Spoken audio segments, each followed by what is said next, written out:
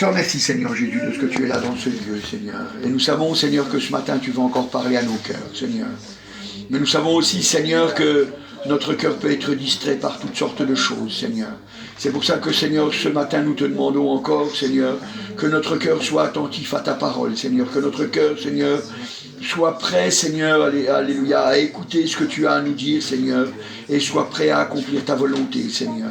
Merci, Seigneur, parce que tu nous parles et que tu nous fais réussir encore ton œuvre, Jésus. Amen. Alors ce matin, je vous invite à ouvrir la parole de Dieu dans Hébreux au chapitre 7 et au verset 25. Et il est écrit, « C'est aussi pour cela qu'il peut sauver parfaitement ceux qui s'approchent de Dieu par lui, étant toujours vivants pour intercéder en leur faveur. » Alléluia, gloire au Seigneur.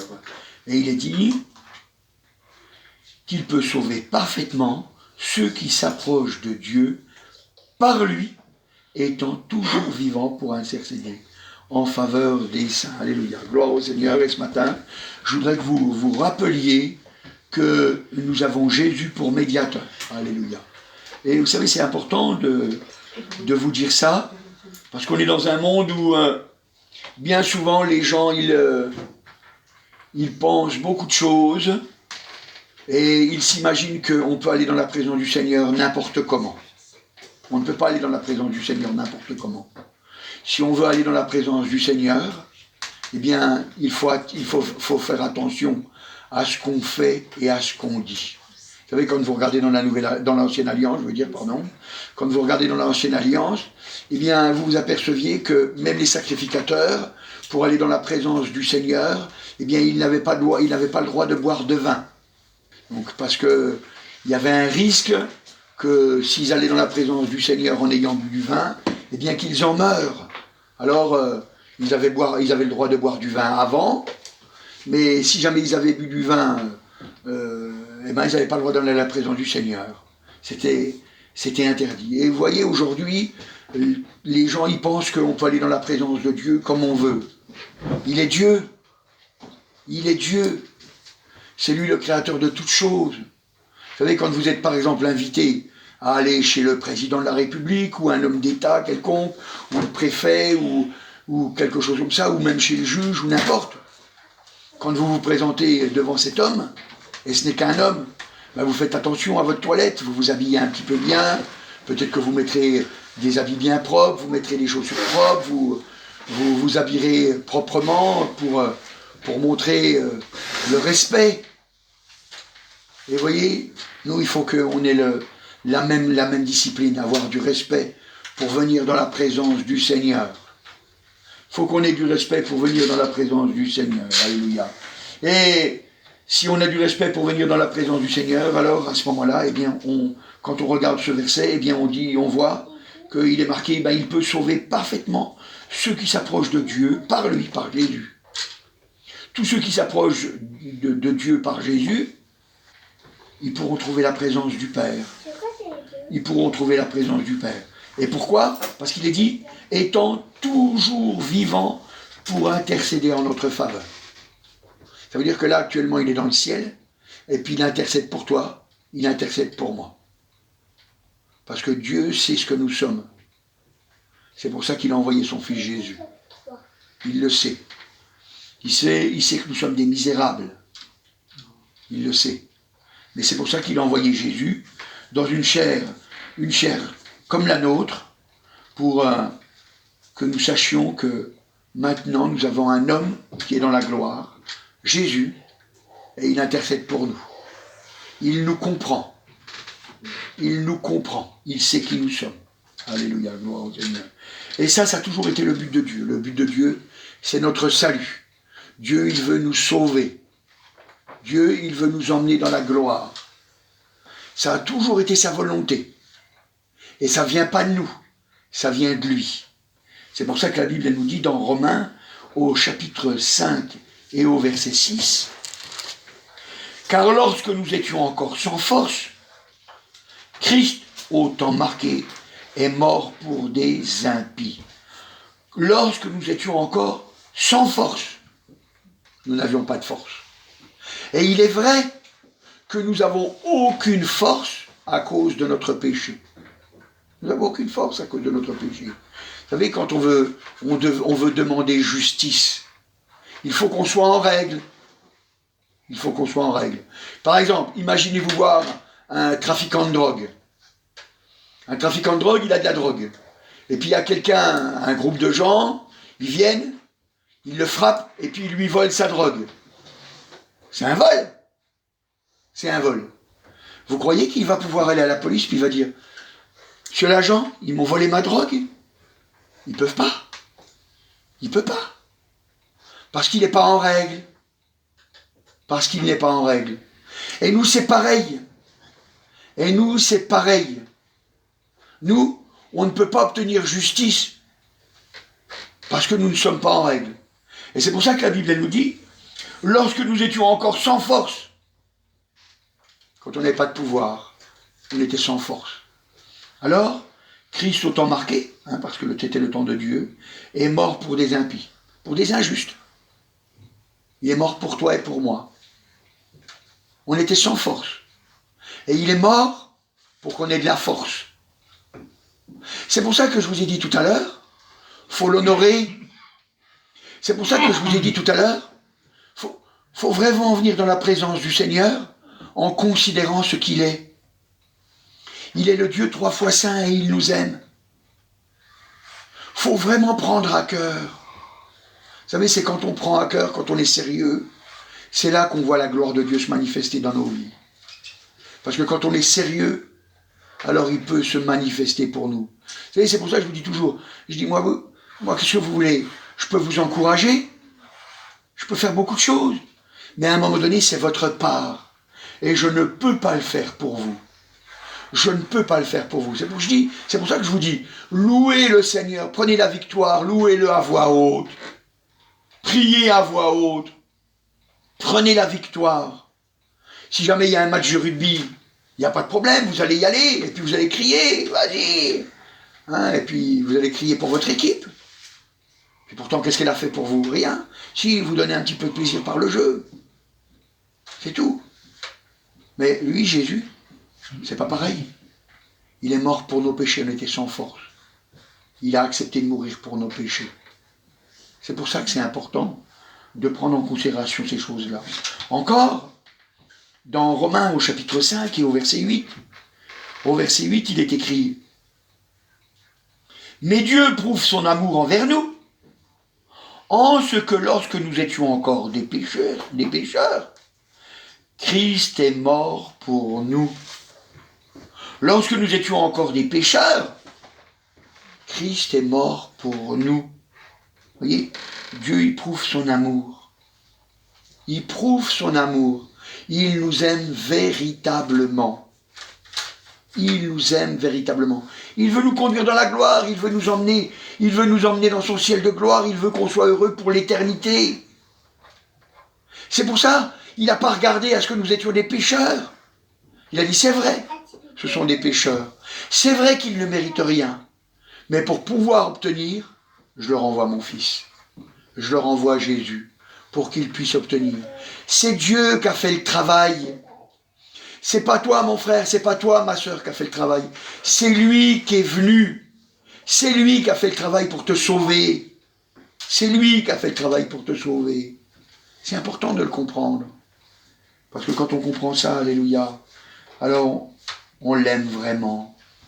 Dieu prouve son amour, c'est vrai. Lorsque nous étions encore des pécheurs, Christ est mort pour nous. Parce que nous étions encore des pécheurs. Alors il a dit, ça vaut le coup. Ça vaut le coup de mourir pour eux. Ça vaut le coup de mourir pour eux. Et c'est pour ça qu'on dit toujours, c'est par grâce qu'on est sauvé. Par le moyen de la foi. On croit. C'est pas par nos bonnes actions. Vous savez, des fois, les gens, ils veulent que ce soit par leurs bonnes actions. D'ailleurs, c'est pour ça que souvent les gens, ils ont des difficultés. Parce qu'ils pensent que leurs bonnes actions, ça va leur donner des droits. Non, mon frère, non, ma soeur, les bonnes actions ne te donneront pas des droits. Les bonnes actions ne te donneront pas des droits. Souvent, moi, j'ai vu souvent des gens, ils font des efforts pour marcher avec Dieu, et puis après, Ils se disent, je ne comprends pas, je prie et ça ne marche pas. Parce qu'ils s'appuient sur leurs bonnes actions. Et c'est pas ça ce qu'il faut que tu fasses. Il faut que tu t'appuies sur Jésus. Il faut que tu t'appuies sur l'œuvre qu'a fait Jésus. C'est ça qu'il faut que tu fasses. Parce que c'est comme ça que tu seras béni. C'est comme ça que tu comprendras la volonté de Dieu. Et c'est comme ça que tu verras la gloire de Dieu se manifester dans ta vie. Et c'est comme ça que tu auras l'assurance de ton salut. C'est comme ça. C'est pas autrement. C'est pas nous. C'est quand nous étions encore des pécheurs que Dieu, eh bien, il a envoyé son Fils qui est mort pour nous, pour nos péchés. Alléluia. Gloire au Seigneur. Alléluia. Si on regarde encore, toujours dans Romains, au chapitre 5 et au verset 10, au verset 10, il est dit « Car lorsque nous étions ennemis, nous avons été réconciliés avec Dieu par la mort de son Fils. À plus forte raison, étant réconciliés, serons-nous sauvés par sa vie. » Alléluia. Lorsque nous étions encore ennemis, on était les ennemis de Dieu. Vous vous rendez compte? On était ses ennemis. On était ses ennemis. Et lorsque nous étions ennemis, alors on a été réconciliés avec Dieu par la mort de Jésus. Par la mort de Jésus. On a été réconciliés. Ça veut dire que on peut venir se jeter dans les bras du Seigneur, dans les bras du Père, parce qu'on a été réconciliés. Ce n'est pas nos bonnes actions. Ce ne sont pas nos bonnes actions. Non. C'est la mort de Jésus. C'est pour ça qu'il dit, à plus forte raison. À plus forte raison. À plus forte raison, nous sommes sauvés par sa vie. Nous sommes sauvés par lui. À plus forte raison. C'est pour ça que, aujourd'hui, mon frère, aujourd'hui, ma sœur, tu dois dire à Jésus, je te remercie, Jésus, de ce que tu m'as sauvé. Tu dois lui dire, merci Jésus de ce que tu m'as sauvé. Et il est vrai que tu vas avoir des combats. Parce que ton cœur va dire, ouais, mais je ne le mérite pas. Mais c'est vrai que tu ne le mérites pas. Parce qu'on ne le mérite pas. Ni toi, ni moi, personne ne peut le mériter. C'est vrai. La Bible, elle dit, le salaire du péché, c'est la mort. On ne le mérite pas. Mais elle nous dit quoi? Elle nous dit qu'il nous a rachetés. Nous avons été rachetés. Nous avons été réconciliés. Nous sommes sauvés. Pas par nos bonnes actions, nous sommes sauvés. Nous sommes sauvés par sa grâce, par sa miséricorde. Et ça, c'est une force. C'est une force. Parce que quand on a cette force-là, eh bien, on peut venir auprès du Seigneur. Alléluia. On peut venir auprès de lui avec des assurances. On est heureux de voir qu'il est là pour nous faire du bien. Alléluia, gloire au Seigneur. Et c'est pour ça, vous savez, il a fait toute cette œuvre. Il a fait toutes ces œuvres. Vous savez, c'est pour confondre les gens. Toutes ces religions qui disent que c'est par nos bonnes actions. Alors il les confond. C'est-à-dire, comment je pourrais vous expliquer ça? Confondre. Vous savez ce que ça veut dire quand on confond, par exemple, quelqu'un qui confond le vert avec le rouge? Ça veut dire qu'il croit que le rouge c'est du vert et le vert, ou alors il n'arrive pas à discerner ce que c'est la différence. Eh bien Dieu il confond ces gens-là. C'est-à-dire que ces gens-là, eh bien, il les laisse dans leur état, c'est-à-dire qu'ils n'arrivent pas à voir, il les confond. Et comment il fait pour les confondre?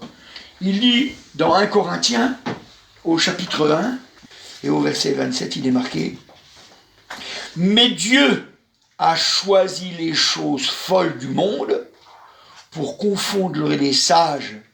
Dieu a choisi les faibles du monde pour confondre les fortes. » Alléluia. Puis encore après, il y a marqué « Et Dieu a choisi les choses viles du monde et celles qu'on méprise, qui ne sont point, pour réduire à néant celles qui sont, afin que personne ne se glorifie devant Dieu. » C'est pour ça qu'il a pris des gens comme moi, des sales types, des drogués, des voleurs, des menteurs.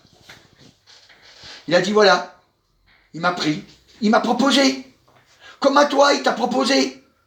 Il a dit si tu veux, je te prends pour mon fils, pour ma fille. Je te prends pour te sauver, pour t'emmener dans le ciel.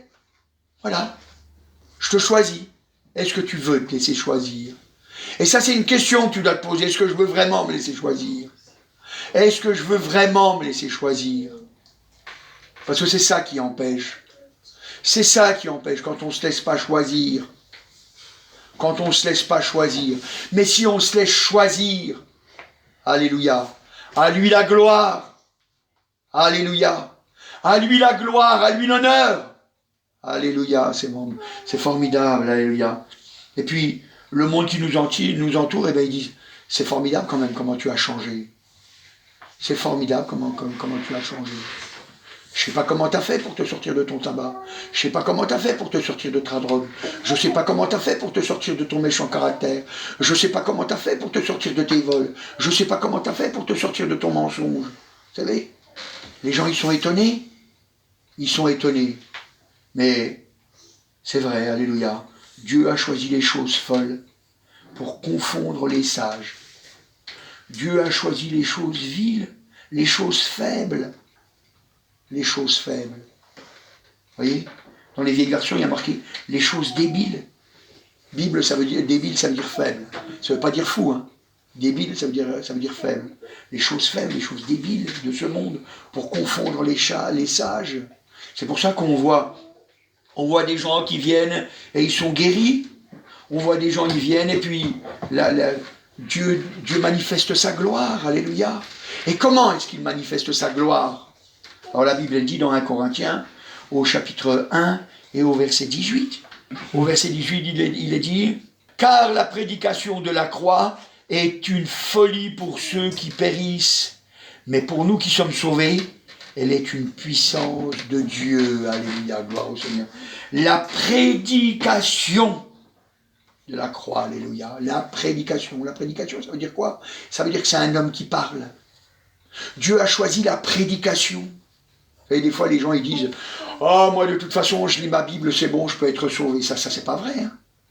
C'est pas vrai. La Bible, elle ne nous dit pas ça. Qu'est-ce qu'elle nous dit, la Bible?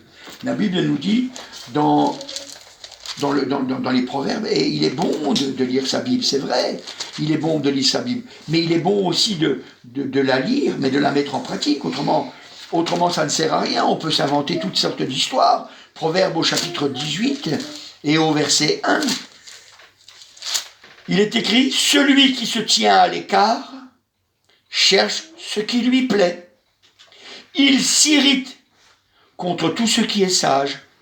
Ce n'est pas à l'intelligence que l'insensé prend plaisir. C'est à la manifestation de ses pensées. À la manifestation de ses pensées. J'ai réfléchi. Et puis on cogite sur des choses qui, au bout du compte, ne nous font pas grandir.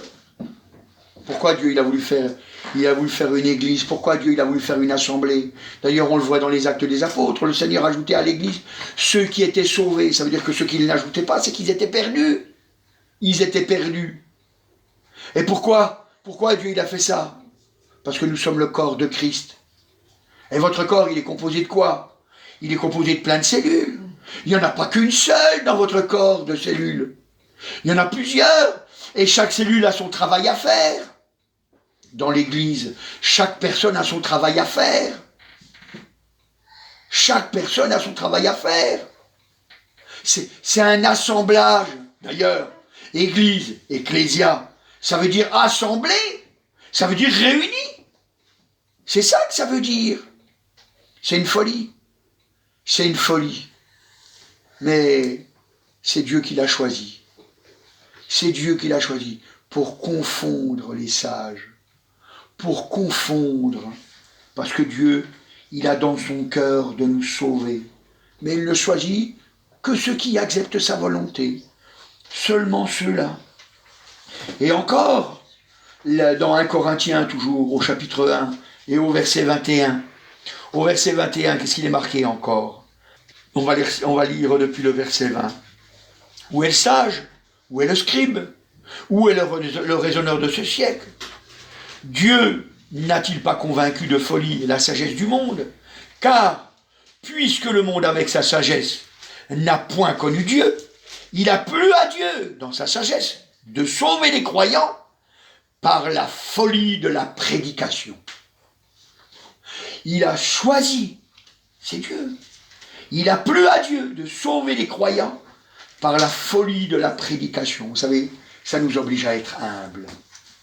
Ça nous oblige à être humbles, à nous abaisser. Dire, voilà, il faut que j'écoute le message de Dieu.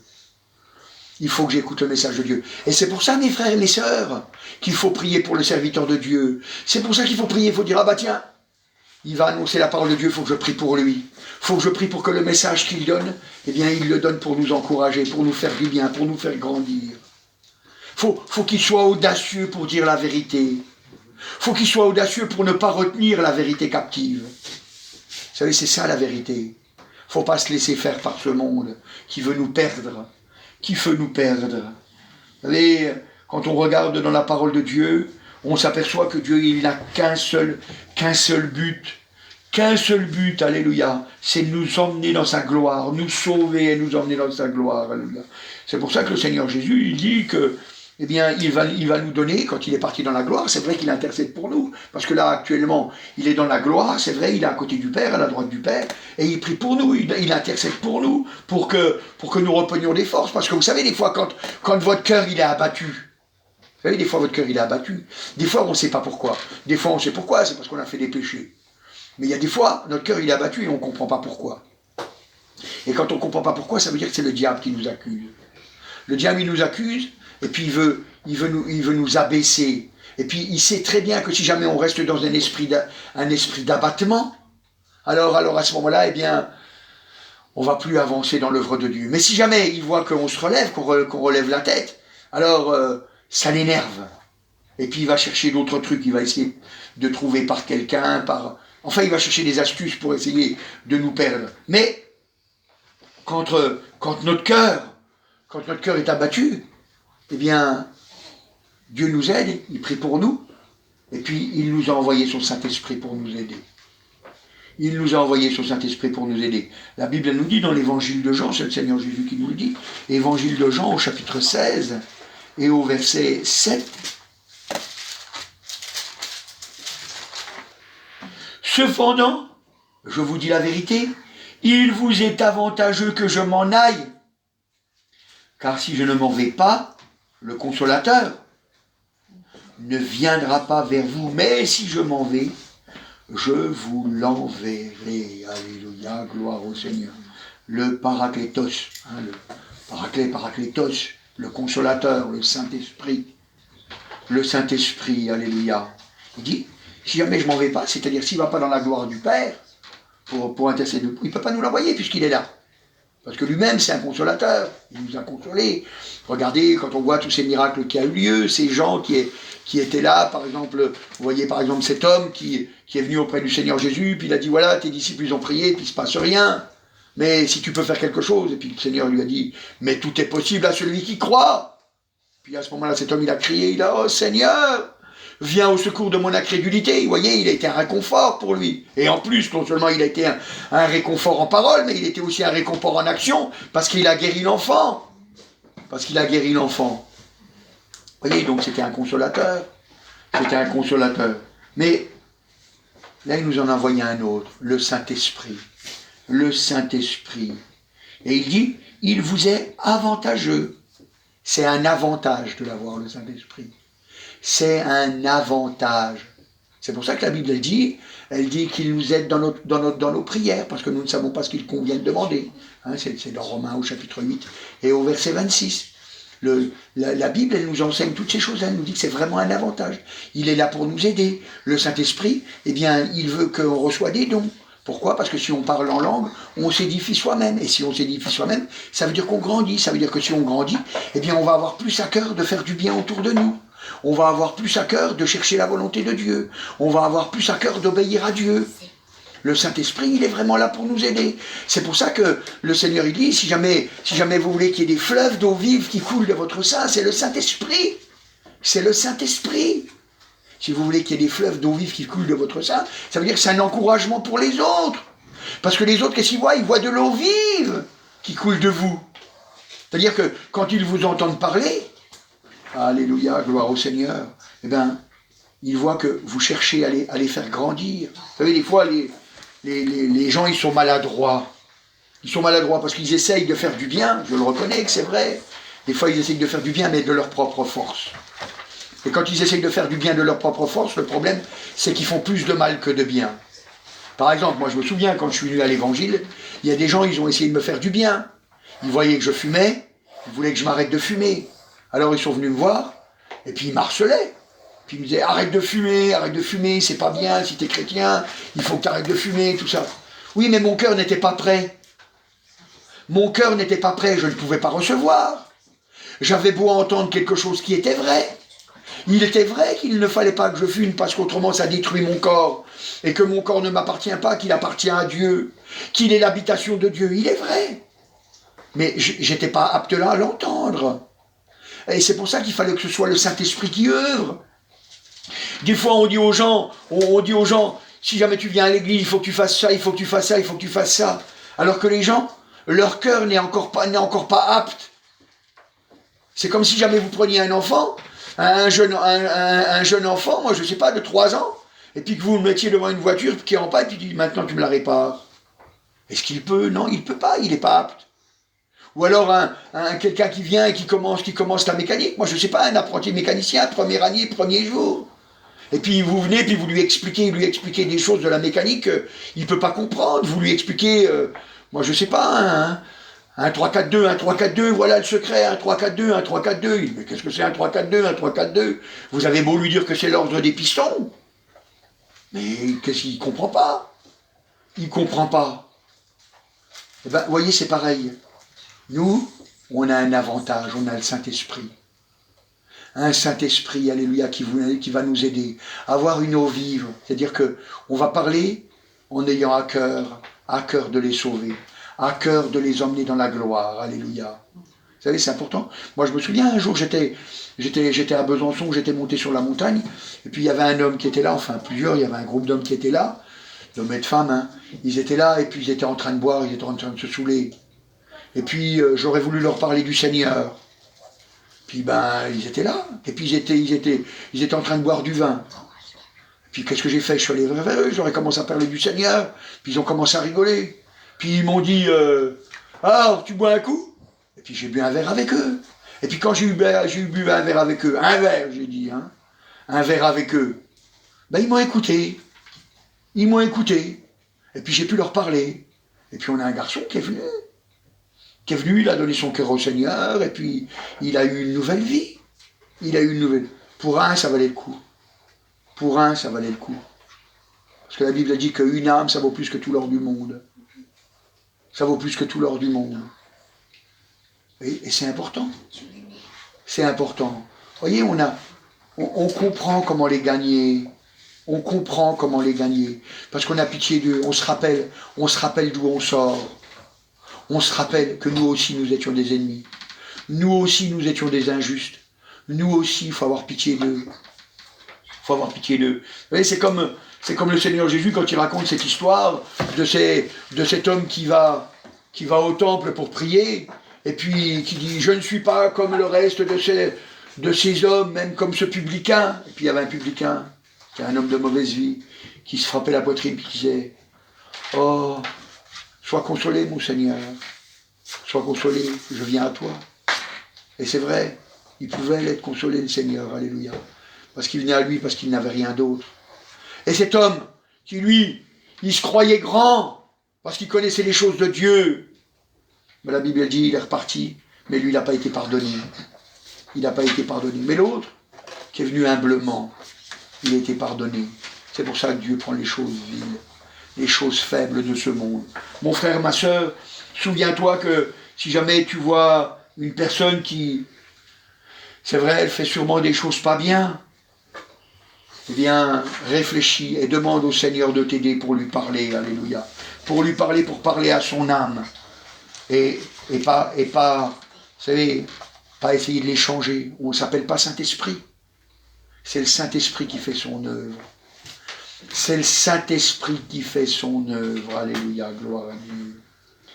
Encore dans l'évangile de Jean, au chapitre 15, et au verset 26, il dit « Quand sera venu le Consolateur, que je vous enverrai de la part du Père, l'Esprit de vérité qui vient du Père, il rendra témoignage de moi. Et vous aussi, vous rendrez témoignage, parce que vous êtes avec moi dès le commencement. Alléluia, gloire au Seigneur. Alors il dit, voilà, quand sera venu le consolateur, je vous l'enverrai, de la part du Père. Donc c'est bien ce qu'on a vu tout à l'heure, que le but de Dieu, c'est notre salut. C'est de la part du Père, il veut vraiment nous faire réussir. Et puis il dit que lui, le Saint-Esprit, eh bien il parlera de Jésus, parce qu'il dit, il rendra témoignage de moi. Le Saint-Esprit, il vous parle de Jésus. Le Saint-Esprit vous parle de Jésus. Pourquoi il vous parle de Jésus? Parce que le Saint-Esprit, ce n'est pas le médiateur. Ce n'est pas le médiateur, c'est pas lui. C'est pas lui qui nous donne accès au Père. Le seul qui nous donne accès au Père, c'est Jésus. C'est Jésus. Et on doit s'attacher à cette chose-là. C'est Jésus. C'est pour ça qu'on vient auprès de Jésus. Et le Saint-Esprit, il est là pour tout le temps nous rappeler. Il nous parle tout le temps. Tout le temps, il nous parle de Jésus. Jésus, Jésus, souviens-toi de Jésus. Souviens-toi de Jésus. Parce qu'il veut qu'on aille au Père. Il veut qu'on aille au Père. Alléluia, gloire au Seigneur. Et puis, non seulement ça, mais encore, la Bible, elle nous dit toujours dans l'évangile de Jean, au chapitre 16, verset 8. Au verset 8, qu'est-ce qu'il dit? Et quand il sera venu, il convaincra le monde en ce qui concerne le péché, la justice et le jugement. Alléluia. Il convaincra le monde. Il convaincra le monde. C'est le monde. Donc ça veut dire il va nous aider à pouvoir témoigner. Il va nous aider à pouvoir parler à notre famille, à ceux qu'on aime. Vous savez, je vous dis toujours les mêmes choses. Je radote sûrement. Mais c'est pour votre bien. C'est pour votre bien. Je vous le dis, vous avez un père, une mère, un frère, une sœur, un oncle, une tante, un cousin, une cousine, un grand-père, une grande-mère, une grand-mère, un voisin, un mari, une femme, je ne sais pas, quelqu'un que vous aimez. Parlez-lui, parlez-lui. Vous savez, avant de lui parler, alors il y a des fois ça ne peut pas se faire, mais à chaque fois que vous pouvez, moi je vous dirais bien, mettez-vous à genoux. Et puis, vous parlez au Seigneur, vous lui dites, Seigneur, permets-moi de lui parler avec amour. Permets-moi de lui parler avec vérité. Aide-moi, Saint-Esprit, à leur faire du bien. Aide-moi, Saint-Esprit, alléluia, à les conduire à Christ. Et puis après, vous allez voir la personne que vous vouliez, à qui vous voulez parler. Vous allez voir. Dieu va faire des choses merveilleuses. Même vous allez être étonné. Des fois, vous allez vous dire, c'est incroyable ce que Dieu il a dit. Même vous, ça va vous faire du bien. Parce que vous travaillez avec Dieu à ce moment-là. C'est pas vous qui êtes à l'œuvre, c'est Dieu. N'oubliez jamais, nous ne sommes qu'une bêche. La bêche, tout seul, elle ne peut rien faire. Il est vrai que c'est la bêche qui retourne la terre, que c'est elle qui retourne le champ. Mais la bêche d'elle-même, elle ne peut rien faire. La bêche, c'est seulement si jamais il y a quelqu'un qui la manipule, quelqu'un qui l'utilise, que le champ va être retourné. Autrement, le champ ne se retournera pas. Et nous, c'est pareil. Il faut qu'on ait à cœur de se laisser remplir du Saint-Esprit. Encore, la Bible elle nous dit toujours dans l'évangile de Jean, au chapitre 16 et au verset 9 cette fois-ci. Au verset 9, en ce qui concerne le péché, parce qu'il ne croit pas en moi. Parce que c'est un péché de ne pas croire en Jésus. C'est un péché de ne pas croire en Jésus. Mais le monde, il ne le sait pas. Il ne le sait pas. Et quand il dit, il ne croit pas en moi, c'est pas, vous savez, comme la science, elle dit, oui, Jésus a existé. C'est vrai. La science, elle le dit. Ils disent, oui, alors après, ils donnent des dates, qui sont discutables, mais ils donnent des dates. Ils disent, c'est entre -4 et -5 à l'époque. C'est à cette époque-là qu'il est né. Moi, vous savez, je les laisse avec leur discours. Moi, je sais une chose, c'est que c'est pas de cette façon-là. C'est il est encore vivant. Et il agit pour toi. Et il agit pour toi. C'est ça. C'est comme ça qu'il faut croire en Jésus. Il est encore vivant. Et on l'a lu tout à l'heure. On l'a lu qu'il était encore vivant. Alléluia. Il était encore vivant pour intercéder pour nous. Alléluia. Toujours vivant pour intercéder en notre faveur, en faveur des saints. Hein, on l'a lu tout à l'heure dans Hébreux, au chapitre 7 et au verset 25. C'est ce qu'on a lu. Voyez? C'est vrai. Et c'est un péché de ne pas croire que notre Jésus est vivant, parce qu'on ne peut pas obtenir de délivrance, on ne peut pas obtenir de pardon, on ne peut rien obtenir, si on ne croit pas ça.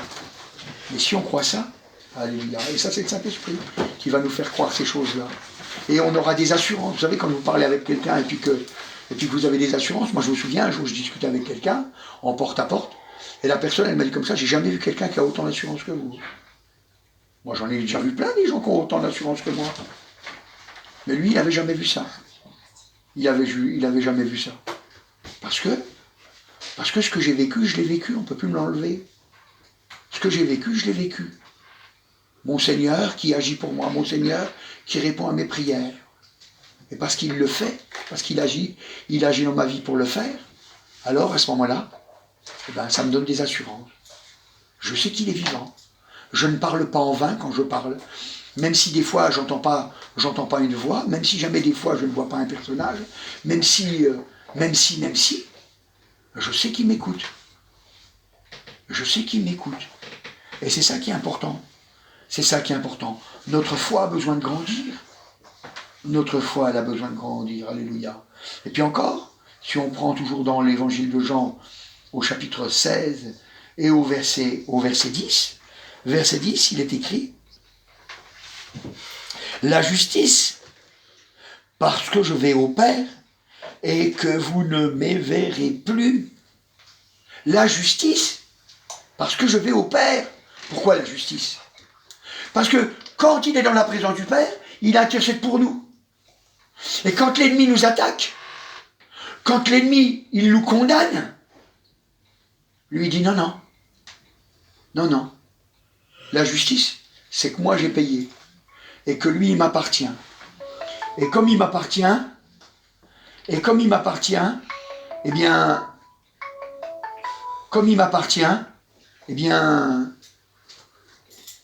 il n'est pas condamné. Et nous ne sommes pas condamnés. Nous ne sommes pas condamnés. Et à chaque fois que le diable nous attaque, on voit que le Seigneur, il nous défend. Le Seigneur, il nous défend. T'as péché peut-être? Viens au Seigneur, demande-lui pardon. Nomme ton péché. La Bible elle dit que si nous lui confessons nos péchés, il est fidèle et juste pour nous les pardonner. Ça veut dire que devant le Père, il va dire non, non, non. Il n'a pas de péché, mon Père. Il n'a pas de péché, mon Père. Celui-là, il est ton fils, tout comme moi. Celui-là, celle-là, c'est ta fille. On est de la même famille. C'est ça la justice de Dieu. Vous savez, c'est pour ça que le Seigneur, il dit, c'est la justice, hein, c'est la justice de Dieu, c'est comme ça, Dieu a payé. Dieu a payé, il nous a rachetés. Et on a vu tout à l'heure, c'est pour pas qu'on puisse se glorifier, pour pas qu'on puisse dire, moi en tout cas, moi j'ai réussi. Parce qu'on ne peut pas réussir. On ne peut pas réussir. Vous savez, je vais vous dire un petit peu, c'est pour que vous compreniez pourquoi il fallait que ce soit Jésus qui nous sauve, et puis que nous-mêmes, nous ne pouvons pas nous racheter, malgré tous les efforts qu'on puisse faire. C'est, imaginez-vous voir un morceau de fer. Et ce morceau de fer, imaginez-vous voir que ce morceau de fer, vous l'ayez laissé dehors. Et puis, le temps s'est écoulé et il a rouillé. Il a rouillé. Et si vous le laissez assez longtemps dehors, et puis qu'il soit tout rouillé, à un moment donné, il n'y a plus que de la rouille. Que de la rouille. Que de la rouille. Et avec ça, même si le morceau est grand, vous ne pouvez rien faire avec. Vous ne pouvez pas utiliser ce morceau, par exemple, pour pouvoir aider quelqu'un. Je ne sais pas, pour bouger un caillou, pour construire un montant de porte, ou un montant de fenêtre, ou pour faire une balustrade pour empêcher que les gens y tombent. Vous ne pouvez pas. Parce que ce n'est plus que de la rouille. Parce que la rouille, l'oxydation qui a eu lieu fait que ce morceau de métal, ce morceau de fer, ben, il n'a plus de force. Il n'a plus de force. Ben, vous voyez, le péché, c'est ça. Ça nous empêche d'avoir de la force. Alors que Jésus, lui, il a été sans péché toute sa vie. Toute sa vie, il a été sans péché. Il a lutté contre le péché dès le début. Et il a toujours été vainqueur, alors que nous n'avons pas toujours été vainqueurs. Et c'est pour ça que nous ne pouvons plus y arriver. Et c'est pour ça que nous avons besoin de Jésus. Et lui, il va nous transformer. Vous voyez, c'est pas compliqué. C'est pas compliqué. Alléluia. C'est la justice de Dieu. C'est la justice de Dieu. Et encore, toujours dans l'évangile de Jean, au chapitre 16 et au verset 11, donc le verset suivant, il dit « La justice parce que je vais au Père et que vous ne me verrez plus », verset 11, « Le jugement parce que le prince de ce monde, c'est-à-dire le diable, est jugé. » Il est jugé. C'est trop tard pour lui. C'est trop tard pour lui. Et il faut qu'on le sache. Et tous ceux qui vont aller avec lui, ça sera trop tard aussi. Ça sera trop tard aussi. C'est pour ça qu'il faut qu'on le sache. Et tout ça, c'est par le Saint-Esprit. Tout ça, c'est par le Saint-Esprit. C'est pour ça qu'on a vu dès le début que le consolateur qui nous était donné, eh bien, c'était avantageux pour nous. C'était avantageux pour nous. Et ce matin, je veux que tu saches aussi qu'il est avantageux pour toi. Alléluia, gloire au Seigneur. Il est avantageux pour toi. Alors, ça veut dire que, vraiment, Dieu veut nous emmener dans sa gloire, et il a fait vraiment tout ce qu'il fallait pour nous emmener dans la gloire. Et puis, Dieu, il a confondu le monde, il a confondu les sages, pour nous montrer que, vraiment, il nous prenait tels que nous sommes. Il ne nous demande pas d'être parfaits. En fait, il nous demande d'être parfaits une fois qu'on vient à lui. Pas avant. Pour nous prendre, on n'a pas besoin d'être parfaits. Il nous prend souillés comme nous sommes. Mais après, il nous dit que, voilà, il nous aide par son Saint-Esprit. Mais c'est pas le tout. Jésus s'engage encore par son nom. Vous voyez, la bénédiction est tellement grande. Tout est fait pour notre réussite. Et Jésus s'engage avec son nom. C'est pour ça que dans l'évangile de Jean, au chapitre 14 et au verset 12, il est écrit « En vérité, je vous le dis, celui qui croit en moi fera aussi les œuvres que je fais, et il en fera de plus grandes, parce que je m'en vais au Père. » Vous voyez, il s'engage. Il dit, voilà, moi je vous le dis. En vérité, je vous le dis. Celui qui croit en moi, en Jésus, il fera aussi les œuvres que je fais. Et il en fera de plus grandes, parce que je m'en vais au Père. Vous voyez? Ça veut dire qu'on fera encore des œuvres plus grandes que Jésus. Généralement, les gens, ils ne savent pas ça. Mais on fait des œuvres encore plus grandes que Jésus. Et encore, dans l'évangile de Jean, au chapitre 14, et au verset 13, le verset qui suit, il dit « Et tout ce que vous demanderez en mon nom, je le ferai, afin que le Père soit glorifié dans le Fils. » Alléluia. Gloire au Seigneur. Si vous demandez quelque chose en mon nom, je le ferai. Si vous demandez quelque chose en mon nom, je le ferai. Il s'engage à répondre à nos prières. Il s'engage à répondre à nos prières. Alors mon frère, ma soeur, maintenant il doit que tu te dises, est-ce que je priais et est-ce que ça a répondu? Et si jamais ça n'a pas répondu, dis-toi bien que ce n'est pas Dieu le menteur. C'est pas Jésus le menteur. Si jamais ça ne marche pas, alors c'est qu'il y a quelque chose qui empêche. C'est qu'il y a quelque chose qui empêche. D'ailleurs, il dit on a vu au verset 14, il dit, si vous demandez quelque chose dans mon nom, je le ferai. Et encore, dans Marc, au chapitre 16 et au verset 17, évangile de Marc au chapitre 16 et au verset 17, voici les miracles qui accompagneront ceux qui auront cru en mon nom. Ceux qui auront cru en mon nom, ils chasseront des démons, ils parleront de nouvelles langues, etc. Vous voyez, il dit voilà, il n'y a pas de problème. Il n'y a pas de problème. Il y aura des miracles qui vont avoir lieu. Mon frère, ma soeur, tu peux prier pour des miracles. C'est pas un péché, hein. C'est pas la même chose que l'imposition des mains. L'imposition des mains, c'est différent. L'imposition des mains, c'est les serviteurs de Dieu qui le font. Mais tu peux prier pour que des miracles se fassent.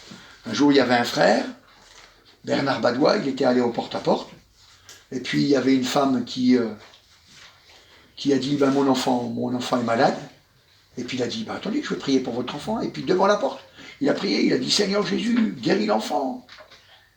Et l'enfant était guéri. Et l'enfant a été guéri. On peut prier. C'est pas un péché. C'est pas un péché. On a le droit de prier pour des miracles. On a le droit de prier.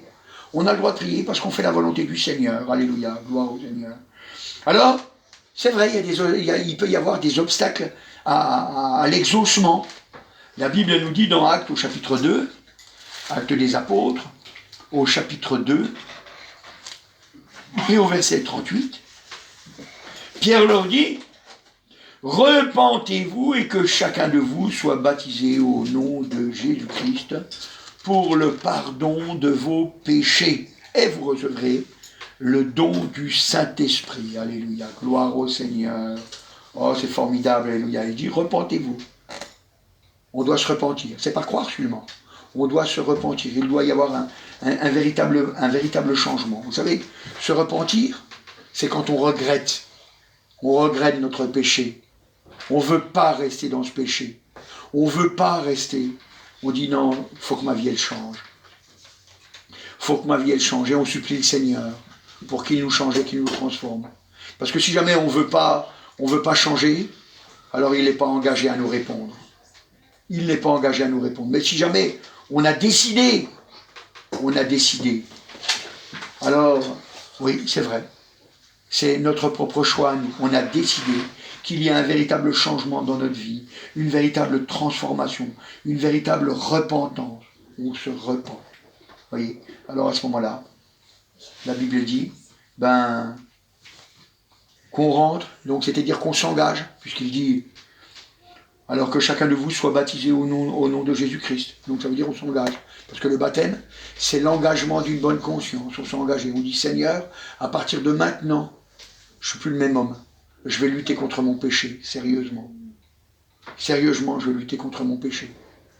Je vais faire des efforts, Seigneur, venir me blottir auprès de toi, parce que je sais que de moi-même, je n'y arriverai pas. Alors je vais faire des efforts pour venir dans ta présence, et puis te parler de mon péché pour que tu m'en délivres. Et puis, vous savez, quand on prend cette décision-là, alors il dit, et vous recevrez le don du Saint-Esprit, alléluia. Ça veut dire que ça ne vient encore pas de nous, c'est une grâce que Dieu nous fait. Il nous donne son Saint-Esprit pour nous faire réussir, alléluia. La Bible elle nous dit encore dans 1 Jean au chapitre 3 et au verset 22, « Quoi que ce soit que nous demandions, nous le recevons de lui, parce que nous gardons ses commandements et que nous faisons ce qui lui est agréable. » Alléluia, gloire au Seigneur. Il dit, quoi que ce soit. Il n'a pas dit, certaines choses, je ne réponds pas. Il a dit, quoi que ce soit. Ça veut dire n'importe quoi. Quoi que ce soit que nous demandions, nous le recevons de lui. Pourquoi ? Parce que nous gardons ses commandements. Donc, ça veut dire que si jamais on ne garde pas ses commandements, effectivement, c'est un obstacle à l'exaucement. Si on ne garde pas ses commandements, alors, c'est vrai, on peut ne pas être exaucé. Et souvent, quand on ne garde pas ses commandements, on n'est pas exaucé. On n'est pas exaucé. Il faut garder ses commandements pour pouvoir être exaucé. Pourquoi ? Parce que quand on garde ses commandements, il dit, nous faisons ce qui lui est agréable. Parce que quand on garde ses commandements, alors à ce moment-là, on sait. On sait ce que Dieu, il attend de nous. Vous savez, mes frères et sœurs, je vous l'ai déjà dit. On est tous des voyageurs sur la terre. Tous étrangers et voyageurs sur la terre. Tous. Tous autant que nous ne sommes que de passage. Si jamais nous avons donné notre cœur au Seigneur, nous comprenons nous comprenons qu'il y a une œuvre à faire. La moisson est grande et il y a peu d'ouvriers. C'est toi l'ouvrier, c'est moi l'ouvrier. Et si jamais tu comprends ça, alors à ce moment-là, tu ne vas plus chercher ta propre volonté. Tu vas chercher la volonté de Dieu, tu vas chercher la volonté du Père. Tu vas lui demander, parce que ça te plaît, qu'est-ce que je peux faire pour servir dans ton œuvre, mon Seigneur? Et puis alors à ce moment-là, il va te le dire, il va te le révéler. Et quand tu vas demander quelque chose, de quoi que ce soit, alors à ce moment-là, tu ne vas pas avoir des idées de n'importe quoi. Tu vas avoir des idées pour l'œuvre de Dieu. Pour l'œuvre de Dieu. Et moi je me souviens, j'avais acheté une voiture, mais j'avais pas d'argent, quoi. J'étais marié, j'avais pas d'argent. Puis j'avais dit, Seigneur, on a besoin d'une voiture. On a besoin d'une voiture. Et puis, fallait l'acheter, quoi. Puis faire tout ce qu'il y avait à faire après. Hein. Et on a prié, on a dit, Seigneur, permets qu'on puisse acheter une voiture, on en a vraiment besoin. Puis un samedi matin, quand j'étais allé voir mon frère, je suis arrivé chez lui, puis il y avait quelqu'un que je ne connaissais pas qui était là. Puis lui, là, que cette personne-là, elle a commencé à dire comme ça, elle a dit, ah, j'en ai marre, ma femme, elle veut qu'on rachète une nouvelle voiture, d'ailleurs on l'a fait, maintenant j'ai une voiture, je ne sais pas quoi en faire, je la vendrais même, tiens, pour 300 francs. Puis j'ai dit, mais moi 300 francs, ça m'intéresse ta bagnole? Ah, il m'a dit, d'accord, je te la vends 300 francs. J'ai dit, je les ai même pas là. Je dis, la semaine prochaine, je viens, je te donne les 300 francs, je prendrai la voiture. Il m'a dit, d'accord. Puis la semaine suivante, quand je suis venu, il m'a dit, il y a le voisin du bas, il me rachète la voiture pour 1000 francs. Ah, j'ai compris, j'ai dit, bon, il rachète la voiture pour 1000 francs, moi 300 francs. 1000 francs, ça vaut le coup, quoi. J'ai dit, bon, je comprends. Il m'a dit, ah non, non, non, non, non, non. Ma fille, elle m'a repris. Ma fille, elle m'a dit, ah non, non, papa, tu peux pas faire ça, t'es un homme de parole. Tu lui as dit 300 francs, tu lui vends 300 francs, tu vas pas pour 1000 francs vendre ta parole. Tu lui vends 300 francs. Alors il a dit, je te la vends 300 francs. J'ai dit, bon d'accord. Il m'a dit, viens, on va à la préfecture ensemble. On arrive à la préfecture. C'est lui qui a payé la carte grise. 150 francs. Du coup, la bagnole, je l'ai payé 150 francs. C'était dans mes moyens. Merci Seigneur. Vous voyez, Seigneur, il sait faire. Il sait faire. J'ai demandé. C'était pour l'œuvre du Seigneur, c'était pour son œuvre, pour aller chercher des gens, pour pouvoir les emmener à l'église, pour pouvoir aller voir des gens puis les encourager, prier avec eux, pour pouvoir faire les travaux qu'il y avait à faire pour l'église, et je ne sais quoi, toutes ces choses-là. Et Dieu a béni. Dieu a béni. Et on sait ce qu'il convient de demander dans les prières à ce moment-là. Voyez mon frère, voyez ma soeur, c'est comme ça. Un enfant, quand il ne sait pas, quand il est petit, il demande n'importe quoi. Il va demander quoi? Il va dire, je voudrais un paquet de bonbons, je voudrais un paquet de 40 bars, je voudrais un... Et puis, les parents, qu'est-ce qu'ils font? Parfois, ils vont lui donner. Parfois, ils ne vont pas lui donner. Parce qu'ils vont estimer, est-ce que ça va être bon pour lui ou est-ce que ça ne va pas être bon pour lui? Et vous voyez, pour nous, c'est pareil. Des fois, les gens, ils vont prier, ils vont demander des choses qui sont même pas très utiles, voire même pas utiles du tout. Et puis, Dieu va quand même répondre. Parce que on est ses enfants et on n'a pas tout compris. Et puis parfois il ne donnera pas parce qu'il estime que ça va nous faire plus de mal que de bien. Mais quoi que ce soit qu'on demande, il nous le donne. Il nous le donne. C'est pour ça que nous on garde sa parole. Pour ne pas faire d'obstacle à l'exaucement. Pour ne pas faire d'obstacle à l'exaucement. Vous voyez? Quoi que ce soit. Quoi que ce soit. Et puis, c'est vrai. Hein, le Seigneur, dans Matthieu au chapitre 21, au verset 22, il dit « Tout ce que vous demanderez avec foi par la prière, vous le recevrez. » Tout ce que vous demanderez avec foi.